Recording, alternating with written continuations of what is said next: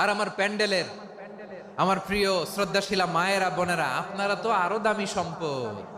বিশ্বনবী বলেন, আর দুনিয়া কুল্লু হামাচা।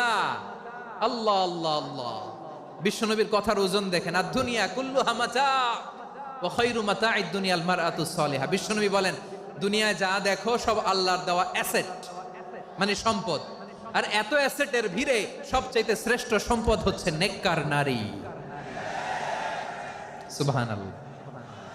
ভাইয়েরা বোনের সাথে খারাপ আচরণ করো না, সন্তান মায়ের সাথে খারাপ আচরণ করো না।